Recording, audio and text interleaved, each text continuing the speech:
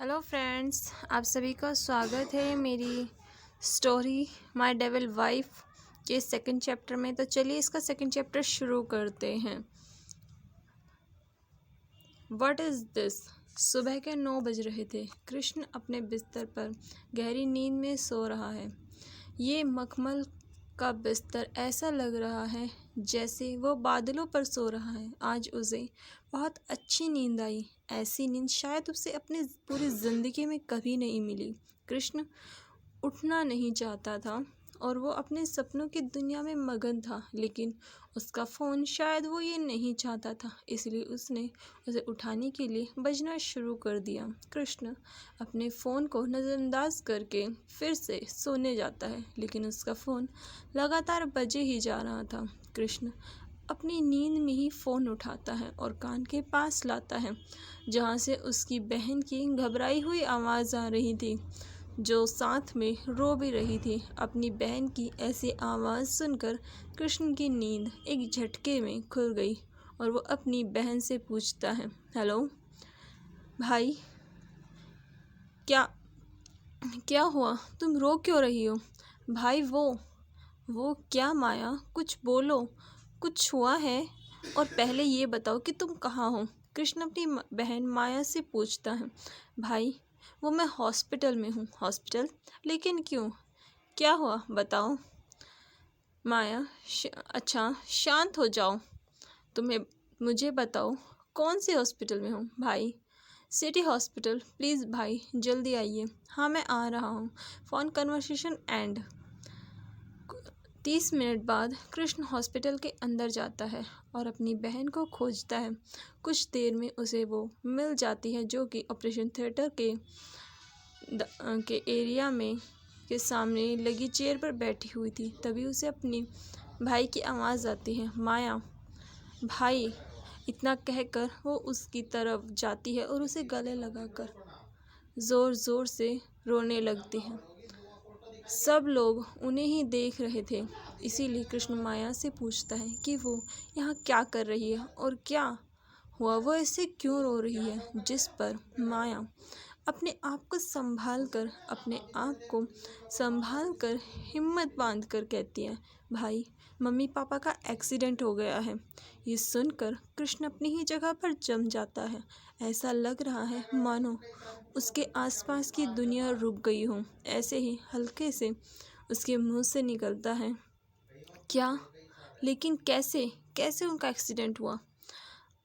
आप कल शाम को घर नहीं आए और मम्मी पापा आपको खोजने के लिए गए, लेकिन ऐसा करते हुए उनकी टक्कर एक ट्रक से हो गई और वो अभी यहाँ हैं। ये सुनकर वो मानो अपनी उसकी दुनिया ही ख़त्म हो गई हो। वो अभी भी इसी सदमे में था, लेकिन तभी उसके सीने पर एक सर आता है जो उसकी बहन का था। वो उसे गले लगा कर रोते हुए कहती है, भाई उनकी हालत बहुत गंभीर है। तभी डॉक्टर बाहर आते हैं, जिन्हें देखकर वो दोनों उनके पास जाते हैं, जहाँ जाकर वो अपनी सवालों की फुलझड़ी डॉक्टर पर लगा देते हैं, जिस पर डॉक्टर उन दोनों को शांत करता है और अपने साथ ले जाता है। वो दोनों उनके ऑफिस में पहुंचते हैं। डॉक्टर उन्हें बैठने का इशारा करते हैं। वो दोनों बैठ जाते हैं। बैठकर कृष्ण कहता है, डॉक्टर मेरे मम्मी पापा कैसे हैं? क्या वो ठीक हैं? उन्हें ज़्यादा चोट तो नहीं आई? उनकी हालत ठीक है ना? डॉक्टर हाँ डॉक्टर अंकल बताइए ना, हमारे मम्मी पापा कैसे हैं? उनकी हालत कैसी है? माया भी डॉक्टर से ये सवाल पूछती है, जिसमें उसकी फ़िक्र बिल्कुल साफ दिखती है। वो बस 17 साल की है और एक स्कूल गर्ल है। डॉक्टर उन्हें शांत करते हुए कहते हैं, पहले मुझे ये बताइए, आप दोनों में से बड़ा कौन है? मैं। डॉक्टर कृष्ण अपना सर हिलाकर कहता है, जिस पर डॉक्टर उसे बताते हैं, तुम्हारे मम्मी पापा की कंडीशन बहुत क्रिटिकल है। मैंने अब तो उनका इलाज कर दिया है। लेकिन ये कहकर डॉक्टर बीच में रुक जाता है। कृष्ण डॉक्टर की बात बीच में काटते हुए कहता है, लेकिन क्या डॉक्टर? और अब तो इलाज कर दिया है का क्या मतलब? आप उनका पूरा इलाज कीजिए। डॉक्टर की बात सुनकर डॉक्टर कृष्ण की बात सुनकर अपनी बात को पूरा करते हुए कहते हैं, मेरे कहने का मतलब है मैंने उनका अब तो इलाज कर दिया है, लेकिन अगर 10 घंटे में उन्हें पूरा इलाज नहीं मिला तो शायद हम उन्हें नहीं बचा सकते। जिस पर कृष्ण कहता है, तो परेशानी क्या है, आप इलाज कीजिए। बात ये है कि वो उनकी जो उनके इलाज के लिए चाहिए उनके पास उनके आप लोगों को पहले हॉस्पिटल में 50 लाख रुपए जमा करवाने होंगे, तब हम वहाँ बाहर से वो दवाइयाँ मंगवा कर उनका इलाज शुरू करेंगे।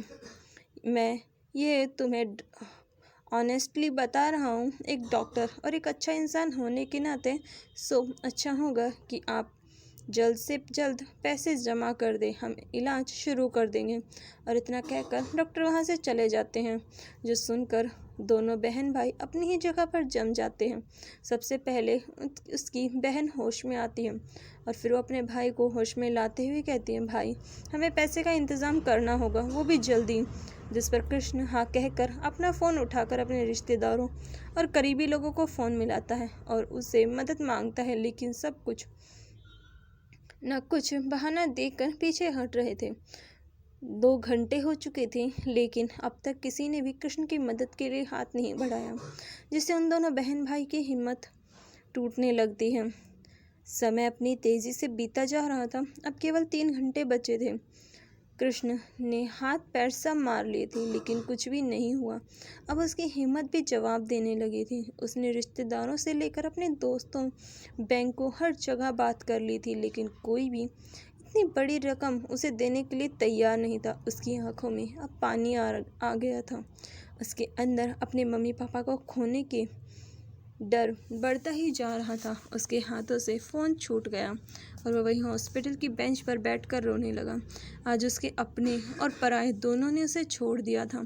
वह बहुत हारा हुआ महसूस कर रहा था। ऐसा लग रहा था मानो उसकी सारी हिम्मत टूट गई हो। वह वहीं बैठकर अपनी हथेली में अपना चेहरा छुपाकर रोने लगता है। वो वहाँ रो ही रहा था कि तभी उसे अपने कंधे पर एक भारी हाथ महसूस होता है। जब वो ऊपर देखता है तब उसे एक व्यक्ति दिखता है जिसने बॉडीगार्ड जैसे कपड़े पहने थे और वो कृष्ण को देख रहा था। तभी वो व्यक्ति अपनी भारी आवाज़ में पूछता है, क्या आप कृष्ण हैं? अपना नाम सुनकर कृष्ण उस व्यक्ति को हाँ में जवाब देता है, जिस पर वो बॉडीगार्ड अपना हाथ हटा लेता है और 3 कदम पीछे चला जाता है। तभी उस बॉडीगार्ड के पीछे एक हैंडसम सा लड़का निकल कर आता है, जिसके कपड़े ही उसकी अमीरी चीख चीख कर बता रहे थे। कृष्ण उस व्यक्ति को नहीं जानता था, इसलिए वो उससे पूछता है, आप कौन? जो सुनकर वो व्यक्ति हल्का सा मुस्कुराता है और फिर कहता है, मैं यहाँ आपकी मदद करने आया हूँ। जो सुनकर कृष्ण उस व्यक्ति की तरफ देखते हुए कहता है, क्या? जी हाँ, मैं यहाँ आपको 50 लाख रुपए देने आया हूँ और आपके माता पिता के इलाज में पूरी मदद करने आया हूँ। वो व्यक्ति बेहद शांति से जवाब देता है, क्या सच में आप मेरी मदद करेंगे? कृष्ण ये सुनकर खुश हो जाता है और जल्दी से ये सब पूछता है, लेकिन फिर अचानक से उसे कुछ याद आता है और उसकी खुशी गायब हो जाती है। ये देखकर वो व्यक्ति जल्दी से कहता है, क्या हुआ, आप खुश नहीं हैं कि मैं आपकी मदद करने आया हूँ? जिस पर कृष्ण कहता है, मैं कैसे आपका यकीन कर लूँ कि आप मेरी मदद के लिए आए हैं? मैं तो आपको जानता तक नहीं। जब मेरे रिश्तेदारों ने, मेरे करीबियों ने मेरी मदद नहीं की, वहाँ आप एक अनजान व्यक्ति मेरी मदद करेंगे? ये कैसा मजाक है? जिस पर वो व्यक्ति बड़ी शांति से कहता है, आप मुझे नहीं जानते, लेकिन मैं आपको जानता हूँ, और रही मदद की बात तो वो मैं नहीं, मेरे मास्टर आपकी कर रहे हैं और ये सब वो कर रहे हैं। इन सब के बदले में तुम्हें एक काम करना होगा और तुम्हें माता पिता की जान बच जाएगी। तुम्हारे पास केवल 20 मिनट है, जवाब दे देना, और हाँ की कीमत कुछ भी हो सकती है। इतना कहकर वो व्यक्ति वहीं कुछ दूर जाकर खड़ा हो जाता है और किसी को फ़ोन मिलाता है। कुछ देर उससे बात करने के बाद जब अपने सामने देखता है तो वहाँ कृष्ण खड़ा था, जिसे देखकर वो व्यक्ति कहता है, तो बताइए आपका फैसला क्या है। जिस पर कृष्ण कहता है, मुझे मंजूर है आपकी हर शर्त, बस आप मेरे मम्मी पापा को बचा लीजिए, मैं आपकी हर बात मानूंगा। और वो अपना सर हल्का सा झुका लेता है क्योंकि उसकी आंखों से आंसू बह रहे थे। उसकी बात सुनकर वह व्यक्ति कहता है, तुम्हें मेरे मास्टर से शादी करनी होगी। जो सुनकर कृष्ण बिल्कुल स्पीचलेस हो जाता है और वह व्यक्ति को देखने लगता है। वो व्यक्ति फिर कहता है, हाँ तुम्हें मेरे मास्टर से शादी करनी होगी, और वो भी आज और अभी। तुम्हें हमारे साथ चलना होगा, तब तक तुम्हारे मम्मी पापा का इलाज शुरू हो जाएगा। इतना कहकर वो व्यक्ति कृष्ण को अपने साथ ले जाता है। साथ ही वो हॉस्पिटल में 50 लाख रुपए जमा करा देता है ताकि उसे यकीन हो जाए। 30 मिनट बाद कृष्ण मंडप में बैठा था। उसके साथ में एक लड़की भी थी जिसका चेहरा घूंघट से ढका हुआ था, लेकिन फिर भी कृष्ण बता सकता था कि वो लड़की बेहद खूबसूरत है। पंडित जी मंत्र पढ़ रहे थे और आधे घंटे में ही उनकी शादी हो जाती है। कृष्ण ने दुल्हन का लिबास पहन रखा था, वहीं उसकी दुल्हन भी लाल जोड़े में सजी हुई थी। ये सब देखकर कृष्ण अपने अंदर ही कहता है, I am sorry mom and dad. चलिए नेक्स्ट चैप्टर शुरू करते हैं, जो कि है इसका तीसरा चैप्टर, सिंघानिया फैमिली। शादी के बाद कृष्ण अपनी दुल्हन की तरफ देखता है जो घूंघट में है, लेकिन उसे कुछ समझ नहीं आता। कुछ देर सोचकर वो कहता है, थैंक यू मेरी हेल्प करने के लिए, मैं आपका ये एहसान कभी नहीं भूलूंगा, मैं सदा आपका एहसानमंद रहूँगा। इतना कहकर वो चुप हो जाता है। इस पूरे समय में उस लड़की ने एक शब्द भी नहीं कहा। वो बिल्कुल चुप थी। कृष्ण को लगता है कि वो बोल नहीं सकती। कुछ देर बाद जब सारी रस्में खत्म हो जाती हैं और एक डॉक्यूमेंट भी साइन हो जाते हैं, तब कृष्ण कहता है, अब सब कुछ हो गया है, तो क्या मैं हॉस्पिटल जा सकता हूँ। जिस पर वही व्यक्ति जो उसे यहाँ लेकर आया था वो कहता है, अभी तुम यहाँ से जा सकते हो, लेकिन 5 दिन बाद तुम्हें हमारे मास्टर के साथ रहना होगा। जो सुनकर कृष्ण अपना सर हाँ में हिलाता है। उसके बाद वो वहाँ से जाने लगता है। तब वो लड़की जो इतनी देर से चुप खड़ी थी, वो उस व्यक्ति जो कि उसका सेक्रेटरी है उसे कुछ इशारा करती है, जिसे समझकर वो भी कृष्ण के पीछे चला जाता है। जिसे देखकर कृष्ण उससे पूछता है कि वो उसके पीछे क्यों आ रहा है। जिस पर वो व्यक्ति कृष्ण को कार में बैठाता है और कहता है, सर मैं आपके साथ चलूँगा। कृष्ण कुछ नहीं कहता और कार में बैठ जाता है। वो व्यक्ति भी कार में बैठ जाता है। दोनों वहाँ से निकल जाते हैं। वो व्यक्ति कार में बैठकर कहता है, कृष्ण सर, मेरा नाम राज है और मैं आपकी वाइफ का पर्सनल सेक्रेटरी हूँ। जिस पर कृष्ण हाँ में जवाब देता है, क्योंकि इन 24 घंटों में उसकी ज़िंदगी पूरी तरह से बदल गई थी। कहाँ वो एक सीधा साधा कॉलेज बॉय बना, लेकिन उससे पहले वो अब किसी का हस्बैंड बन चुका है, और सबसे बड़ी बात उनके मम्मी पापा हॉस्पिटल में हैं। ये सोचकर वो परेशान हो रहा था। कुछ देर बाद हॉस्पिटल पहुंच जाता है। जब वो अंदर जाता है तो उसकी बहन बाहर खड़ी थी। वो उससे मम्मी पापा की हालत पूछता है, जिस पर वो कहती हैं, भाई डॉक्टर ने कहा है कि वो अब खतरे से बाहर है, कुछ दिनों बाद वो पूरी तरह से ठीक हो जाएंगे। जिस पर कृष्ण एक राहत की सांस लेता है। उसे यकीन हो गया है कि राज ने अपना वादा निभाया, उसने उसके मम्मी पापा की जान बचा ली। उसकी बहन फिर कहती है, भाई लेकिन डॉक्टर कह रहे थे कि वो मम्मी पापा को कहीं और शिफ्ट कर देंगे। ये सुनकर कृष्ण राज की तरफ देखता है, जिस पर राज कहता है, सर ये मास्टर के ऑर्डर हैं कि आपके मम्मी पापा का इलाज यहाँ के सबसे बड़े हॉस्पिटल में होगा। ये सुनकर कृष्ण कुछ कहना चाहता था, लेकिन फिर वो चुप हो जाता है। वहीं दूसरी तरफ प्रियंका अपनी कार से नीचे उतरती है। उसकी कार एक महल के सामने खड़ी थी। नहीं, ये घर था, लेकिन ये किसी महल से कम भी नहीं था, बड़ा और आलीशान। अगर कोई देखे तो देखता ही रह जाए। इस घर की खूबसूरती का तो क्या कहना, कोई कह नहीं सकता कि ये एक घर है, सब इसे महल ही कहेंगे। एक बड़ा सा घर, एक लंबा रास्ता जो फूलों से सजा है, पूरे रास्ते में सुंदर सुंदर पेड़ और बीच में फूल, चारों तरफ हरियाली बिखरी हुई है। बाहर जब भी कोई सांस ले तो उसका मन और आत्मा खुश हो जाए। उस बड़े से रास्ते से होते हुए प्रियंका अपने घर के सामने गई। बड़ा सा दरवाज़ा खुलता है। प्रियंका अंदर जाती है, जहाँ उसके सामने उसके मम्मी पापा और इस घर के मुखिया, जो आज भी इस पूरी फैमिली को चलाते हैं, प्रियंका के दादाजी। वो जब सोफे पर बैठे हुए थे, उसके दादाजी जी दिखने में ज़्यादा उम्र के नहीं लगते, लेकिन उनकी उम्र 70 से ऊपर है। वो एक राजा की तरह अपनी बड़ी सी कुर्सी पर बैठे हुए हैं। वो कुर्सी इस फैमिली के हेड की है। वहाँ उसके दादाजी बैठे हुए हैं। उनके पास में उसके पापा भी बैठे हुए हैं। उसकी मम्मी खड़ी है और वो बहुत खुश हैं प्रियंका को देखकर। प्रियंका अपने दादाजी के पास जाती है और उन्हें कुछ डॉक्यूमेंट देती है, जिन्हें देखकर उसके दादाजी खुश हो जाते हैं।